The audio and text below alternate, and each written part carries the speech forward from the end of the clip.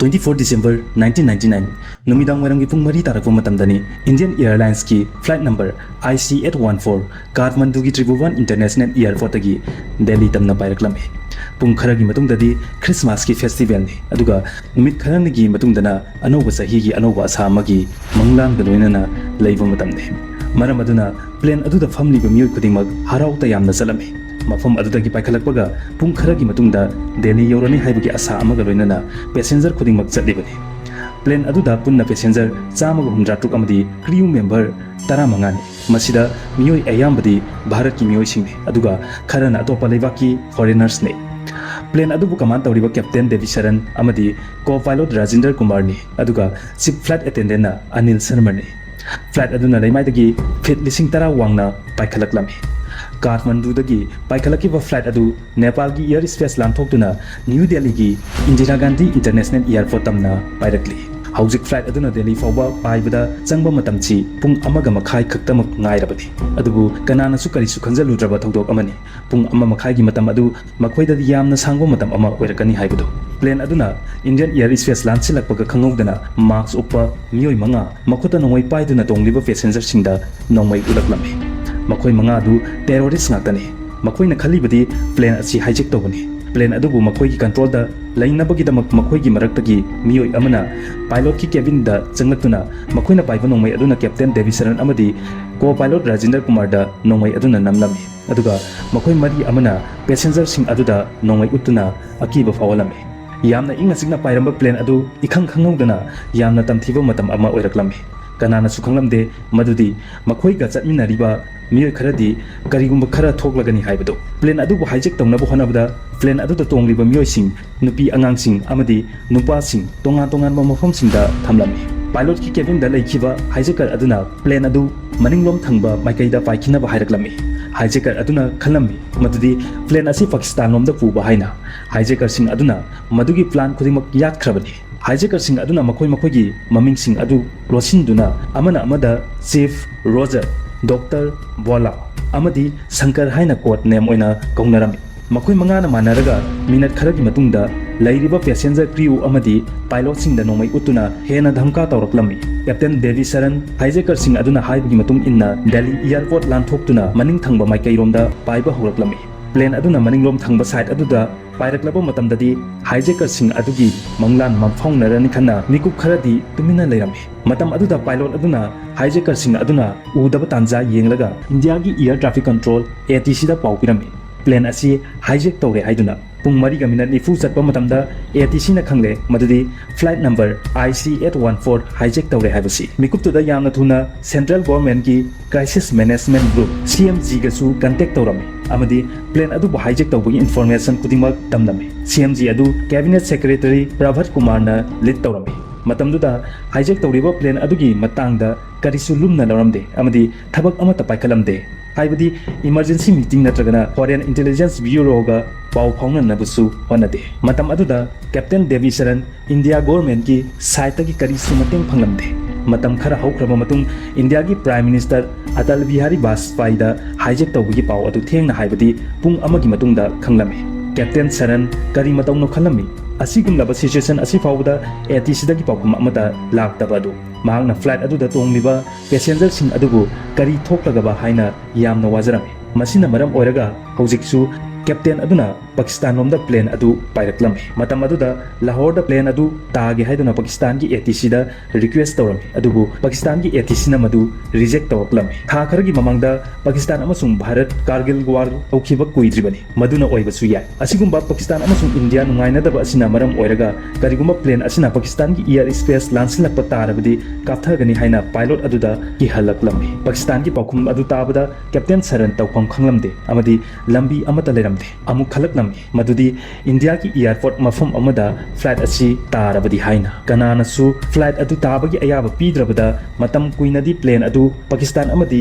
India border की अकोइबदा अतियादा कोइलै लेदुना पाइदुना Laramie मतम अदुदा flight अदुगी थाउसु यामना थुना मयंग तारकलमी करिगुम्बा प्लेन अदु यामना थुना ताद्रबदी सोइदना क्रैश तौरगनी मदुगी मतुंग इन्ना कैप्टन ना अमुक इंडिया की ATC दा कांटेक्ट तौरमी मदुदी यामना अथुबा मतमदा इंडिया गवर्नमेंट ना पाकिस्तान दा रिक्वेस्ट तौदुना प्लेन असी ꯇꯥꯕꯒꯤ ꯄꯔꯃꯤꯁꯟ ꯂꯧꯕꯤꯌꯨ ꯍꯥꯏꯅ ꯑꯃꯗꯤ ꯄꯥꯀꯤꯁꯇꯥꯟꯒꯤ ATCꯅ ꯃꯈꯣꯏꯕꯨ ꯂꯥꯍꯣꯔꯗ ꯇꯥꯕ ꯌꯥꯍꯟꯗ꯭ꯔꯦ ꯍꯥꯏꯅ ꯄꯥꯎ ꯄꯤꯔꯝꯃꯤ ꯃꯁꯤꯅ ꯃꯔꯝ ꯑꯣꯏꯔꯒ ꯍꯥꯏꯖꯦꯀꯔꯁꯤꯡꯁꯤꯅ ꯄꯦꯁꯦꯟꯖꯔꯁꯤꯡꯗ ꯈꯨꯗꯣꯡꯊꯤꯕ ꯊꯣꯛꯍꯜꯂꯛꯄ ꯌꯥꯏ ꯍꯥꯏꯅ ꯍꯥꯏꯈꯤꯔꯝꯃꯤ ꯃꯇꯝ ꯑꯁꯤ ꯌꯧꯔ ꯐꯥꯎꯕꯗꯗꯤ ꯃꯥꯂꯦꯝꯒꯤ ꯃꯐꯝ ꯈꯨꯗꯤꯡꯃꯛꯇ ꯄ꯭ꯂꯦꯟ ꯍꯥꯏꯖꯦꯛꯀꯤ ꯄꯥꯎꯇꯅ ꯊꯜꯂꯝꯃꯤ ꯇꯤꯚꯤꯒꯤ ꯅ꯭ꯌꯨꯁ ꯆꯦꯅꯦꯜꯁꯤꯡ ꯈꯕꯔꯒꯤ ꯆꯦꯃꯥꯏꯒꯨꯝꯕ ꯄ꯭ꯂꯦꯟ ꯍꯥꯏꯖꯦꯛꯀꯤ ꯄꯥꯎꯇꯃꯛ ꯑꯣꯏꯔꯝꯃꯤ ꯁꯤꯑꯦꯝꯖꯤꯅ ꯑꯦꯛꯁꯟ ꯑꯃꯠꯇ ꯂꯧꯈꯠꯇꯕꯅ ꯃꯔꯝ ꯑꯣꯏꯔꯒ ꯍꯥꯟꯅꯗꯒꯤ ꯍꯦꯟꯅ ꯊꯕꯛ ꯊꯧꯔꯝ ꯄꯥꯏꯈꯠꯄꯗꯁꯨ ꯁꯨꯝ ꯊꯦꯡꯊꯔꯝꯃꯤ ꯅꯨꯃꯤꯗꯥꯡꯒꯤ ꯄꯨꯡ 6:30 ꯇꯥꯕ ꯃꯇꯝꯗ ꯏꯟꯗꯤꯌꯟ ꯑꯣꯊꯣꯔꯤꯇꯤꯁꯅ ꯐ꯭ꯂꯥꯏꯠ ꯑꯗꯨ ꯄꯥꯀꯤꯁꯇꯥꯟꯒꯤ ꯂꯥꯍꯣꯔꯗ ꯇꯥꯅꯕꯒꯤ ꯑꯌꯥꯕ ꯅꯤꯔꯝꯃꯤ ꯑꯗꯨꯕꯨ ꯍꯧꯖꯤꯛꯁꯨ ꯂꯥꯍꯣꯔꯒꯤ ꯃꯥꯏꯀꯩꯗꯒꯤ ꯑꯌꯥꯕ ꯄꯤꯔꯛꯈꯤꯗꯦ ꯍꯧꯖꯤꯛꯁꯨ ꯄ꯭ꯂꯦꯟ ꯑꯗꯨ ꯏꯟꯗꯤꯌꯥ ꯑꯃꯗꯤ ꯄꯥꯀꯤꯁꯇꯥꯟꯒꯤ ꯕꯣर्डरꯒꯤ ꯑꯀꯣꯏꯕꯗ ꯀꯣꯏꯂꯩ ꯂꯩꯗꯨꯅ ꯄꯥꯏꯔꯒ ꯂꯩꯔꯤ ꯍꯧꯖꯤꯛ ꯄ꯭ꯂꯦꯟ ꯑꯗꯨꯅ ꯄꯥꯏꯗꯨꯅ ꯂꯩꯕ ꯌꯥꯕꯒꯤ ꯊꯥꯎꯒꯤ ꯆꯥꯡ ꯑꯁꯤ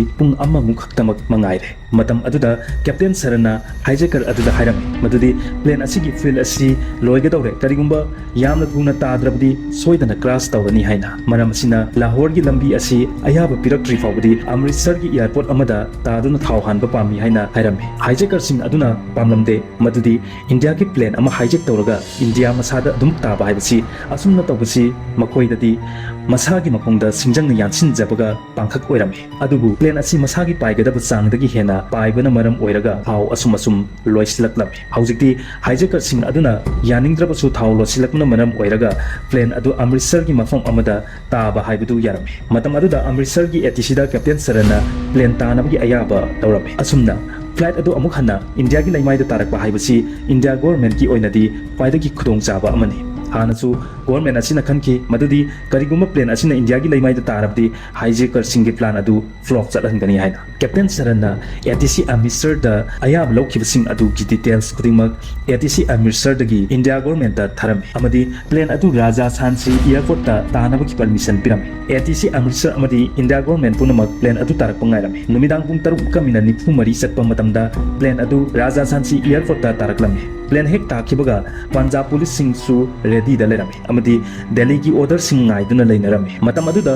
prime minister Atal Bihari Vajpayee crisis management group का लोइनना हाइजैकिंग अदुगी मतंगदा मीटिंग तौरमी अदुबु हाइजैकिंग अदु लेफननबा सोल्यूशन दि अमता लेरमदे मतम असिदा पंजाब पुलिसना हाइजैकर सिंग अदुदा कांटेक्ट तौनबा यामना कन्ना होनरमी अदुबु हाइजैकर सिंग अदुना पंजाब पुलिस का वारी अमत सानरमदे मखोइगी वाखलदि यामना थुबो मतमदा प्लेन अदु थाव हानजलगा मफम अदु थादोक्तुना चखिबा अदुनि मतम खरा होख्रबा फावबा प्लेन अदुदा थाव हानदबना मरम ओइरगा हाइजैकर सिंग अदुना चिंगनबा फावरक्लमी अमदी कैप्टन सरंदा नोमै नमदुना यामना थुना थाव हानबगी धमका तौरम दिल्ली की हाई कमान की याथंग मतुंग इना प्लेन अदुदा थाव हानदनबा खंगहलमी मरमदी दिल्ली दगी एनएसजी कमांडो सिंग अदु अमृतसर दा लाकदा मतम चंगदबना मरम ओइरगा मतम लौरमे एनएसजी कमांडो सिंग अदु हौजिकसु अमृतसर दगी किलोमीटर 100 हेना लापना लेरी अमदी अमृतसर यौगदा मतम खरा सु चंगनी असुमना मतमदी सुम हौखिबना हौजिक फावबा प्लेन अदुदा थाव हापा लेत्री मसिना मरम ओइरगा हाइजेकर सिंग अदुना पैसेंजर सिंग अदुदा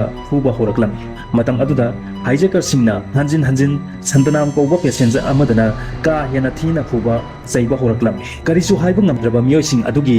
magi thokpa tumin tuminna phamtuna leinarami asumna santanamda yamna thina phubadu ubada captain saranna airport aduda contact tawduna harami madudi kariguma thaw asi yamna thuna handrabdi makhoina passenger sing asibu amamamtang mathang hat khragani haina india government su haifam tawpham khanglamde madudi haujik su energy commando sing amritsar adu yaunaba chatpada matam lawkhikani haujik passenger sing gi khudong thibadu kharata oirabsu safana ba haiduna thaw tanki gari ama plane khamliba adonda tharami adubu thaw tanki gari adu thaw yauba natte gari adugi manungda punjab ki police tongduna chatlibani makoi gi plan di thaw hanbagi mingda plane adu paiba yadanaba plane adugi tayar puncture oihanbani maduna maram oiraga plane adu paiba yadanaba matamduda thaw tanki gari aduna yamna kanba speed amada plane leiriba adonda thauroklami एटीसीना खलमी मदुदी truck असिना कन्ना थौरगा चलिबा असिना hijacker सिंगना चिंगनाबा थावख्रगनी खन्ना मतमदुदा ट्रक ड्राइवर अदुदा ट्रक अदु खरा तपथनबा थौनबा हाइरमी अदुबु ट्रक ड्राइवर अदुना फजना तादबना मरम ओइदुना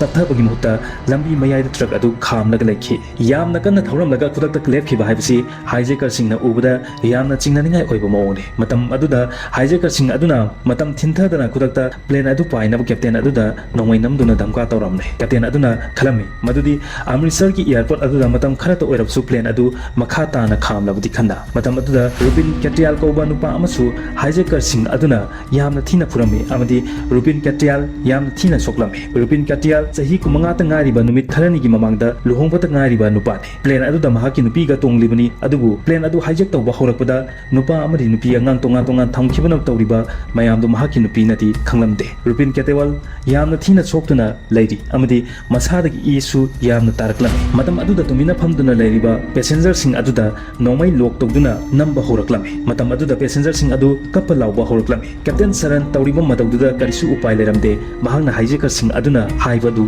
indrabdi mafamduda miyoi kaya gi thawai mangba tagadawri matam aduda captain saran flight adu airport adudagi paikhalaklammi numidangi pung 8:48 plane adu atiyada pairi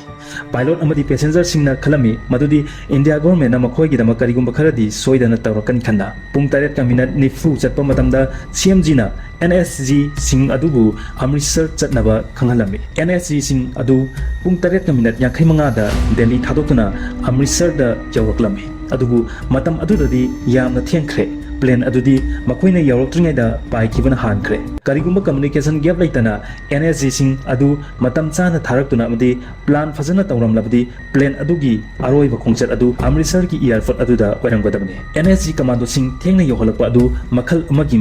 maramdudi hijack tawriba plane aduda row agent Sachi Bhushan Singh Tomar Obam nupa ama yawi mahag adu Prime Minister Atal Bihari Vajpayee gi cabinet secretary oiba MK Singh gi mabai maram aduna NSG commando sing adu Amritsar da chatpada MK Singh na hawoina thengthan bagi mawngni maduna Sachi Bhushan adu sep oigani khanjaki karigumba NSG commando sing aduna yauramlabdi hijacker sing aduna passenger ayamba hakhigani khanbagini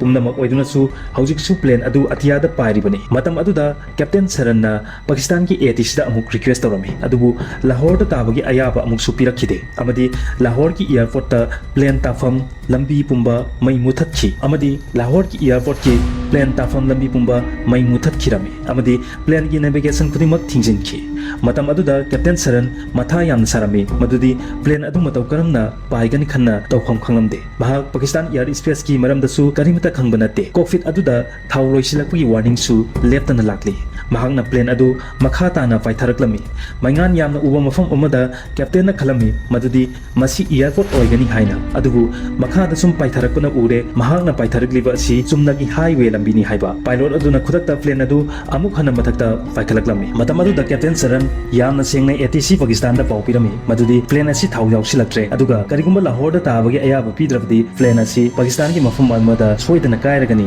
amadi Pakistani kaya amasu soidana sigani haina ATC aduda paupirакlam matam aduda Pakistan ki ATC na makoigi miyoi sing solakpa yai khanduna pilot na hairiba Lahore da landing tawbagi ayabadu piraklami Pakistan ki su hanjin plane adu tabagi ayaba pidaba haibasi masina malemda makoina kok sanaribani madudi linsu chiba sesu su tektaba haibaduni Pakistan ki asengba masak adu kona khanglakani numidang ki pung 9 taba matamda Pakistan ki Lahore da plane adu taraklami Pakistan ki commando sing plane adu ki maikai marida koisilame matam aduda Rupin Katrial thangna masada thinkhibana maram oiraga yamna aruba fibam amada lerame matam aduda Lahore ki airport aduda Rupin Katrial gi treatment gi damak haijarame adubu Pakistan na plane adugi thaw natana karisu mating panglakhide thaw hanlaba matung Lahore airport thadokhinaba yathang oina tawklame hijacker singna haibagi matung inna Pakistan thadoktuna plane adu Afghanistan ki damak pairaklam matam aduda haibadi 1999 gi matamda Afghanistan da numidang gi matamda plane taba natragana paikhatpagi facility leramde maram aduna plane adu Afghanistan fautuna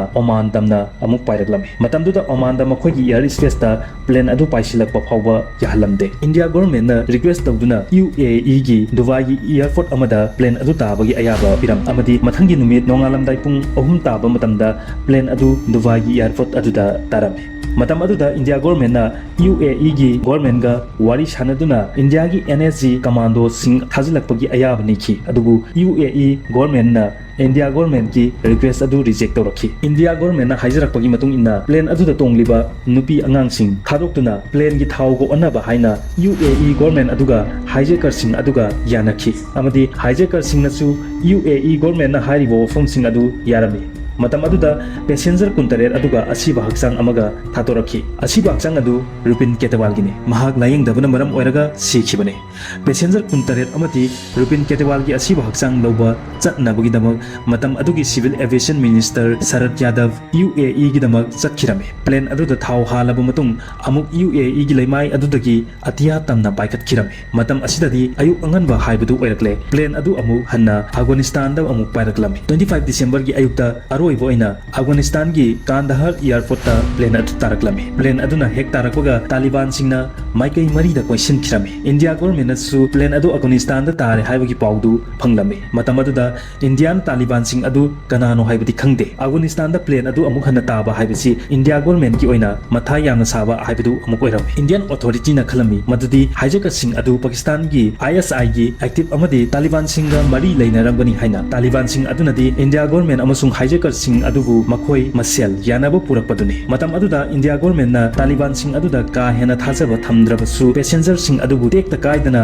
thambinabagi haijiram tanja aduda hijacker sing aduna India government na passenger sing adubu kanbinaba haijarakpaduda khudong chaba lauraduna hairaklam madudi India gi jail da thamliba terrorist contract thadorakpa aduga dollar million chani pigadabni haina hairaklam hijacker sing aduna Harkat ul Ansari rebel group ki leader Saijat Afghani gi asiba haksang su piraknaba hairam 1994 gi matamda Saijat Afghani India gi jail dagi nathoknaba honaramada nongmaina kaptuna hatkibani matam aduda India gi prime minister Atal Bihari Vajpayee hijacker sing aduda hijab gi wakhal leramde amadi hijacker sing aduna hairakliba demand sing adu pibagi wakhal su leramde hainari batongnari ba mawong khudingmak mafam khudingda media gi khuthangdagi miyoi khudingmakna khanglam amadi passenger sing gi pau su yauram pau aduda passenger sing adu asi ana asokpan gi pau su phonglame matam aduda hena thamoi sokhibadi passenger sing adugi imung manung gi miyoi singni passenger sing adugi imung manung gi mari mata singnadi passenger sing adubu tekta kaidana hijacker sing gi makutagi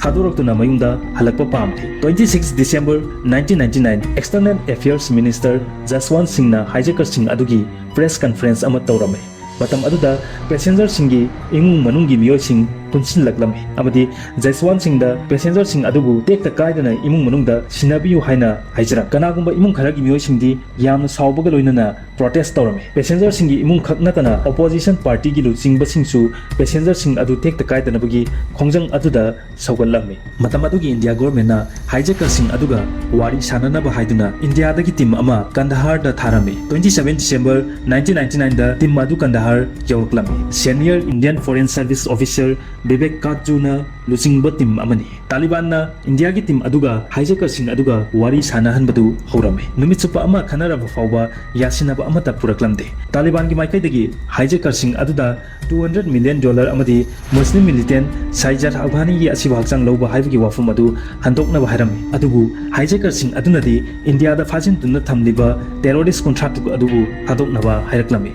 matam aduda Indian authority na di hijacker sing adugi demand sing adu ayaba amata piramde haujiksu hijacker sing amadi India government ka yanabu purakpa ngamdre matam aduda plane da famliba passenger sing su yamna musa soksilakpa helaklame plane aduda makoina leirakpasi hapta ama fazilakle चानब करिसु याउद्रे थंगनब इसिंगसु लेट्रे अदुता नतना plane अदुगी toilet फाउबा पाथोकदौरे पैसेंजर सिंग अदु याम थीना चोकसिलकपा हाइबदु ओइरे सोमदा इंडिया गवर्नमेंट सु माइकै कयादगी प्रेशर कया अमा लाक्ली कनागुम खरदि क्राइसिस मैनेजमेंट ग्रुप की meeting तौरिङाइदा फाउबा संगसिलक्तुना इरांग सागलक्लम prime minister Atal Bihari Vajpayee की रेसिडेंस ममांगदा सु मियोय कयाना प्रोटेस्ट तौरमे मतम अदुदा वारी सानरिबा इंडियन अथॉरिटीज सिंग अदुगा यामना अथुबा मतमदा यासिनबा पुरकनबा प्रेशर तौरमे इंडिया गवर्नमेंट हाइजकर सिंग अदुगी डिमांड सिंग अदु हंथानबा हाइरमे अमदी इंडिया की माइकैदगी इंडिया की जेल दल फाजिनदुना थमलिबा टेररिस्ट कॉन्ट्रैक्ट की मनुंगदा टेररिस्ट अहुम तमक थादोके हाइना हाइरम अमदी हाइजकर सिंग अदुनसु हारिबो वफुम अदु यार तौगदबु थादोकदौरिबा टेररिस्ट अहुम अदु मखोइना खनबा ओइगदमनि हाइजकर सिंग अदुना मौलाना मसूद अजहर अहमद ओमर सईद शेख अमदी मुस्ताक अहमद जरगारबु खलमे मखोइ अहुम असि टेररिस्ट नातनी अदुगा मखोइ अहुम असि पाकिस्तानी टेररिस्ट ग्रुप सिंगा पुनबा नातने पैसेंजर सिंग अदुगु सोइद नामदनबा हाइदुना मखोइ अहुम अदु थादोकपदा यानबा पुरक्लमे मखोइ अहुम अदु अहानबदा दिल्लीदा पुरक्लमे अमदी जसवंत सिंगा लोइनना फ्लाइट अमदा कंदहार तमना चटखिरमे terrorist ohum aduna Kandahar yorokpa matamdadi hijacker sing aduna plane amadi passenger singbu thadoklam India government na khalami madudi passenger amadi plane adu thadoroklaba matungda Taliban gi matengga loinana hijacker manga adu faduna India da purakpa haina adubu madugi ona tainabda Taliban authority na hijacker manga amadi thadoroklaba terrorist ohum aduga punna makhoi nipan Pakistan gi border fawwa yamna section na haibdi India gi team singna amuk phadana ba haiduna thilaklam haujikti khangle madudi hijacker sing aduna tawriba thawam khudingmak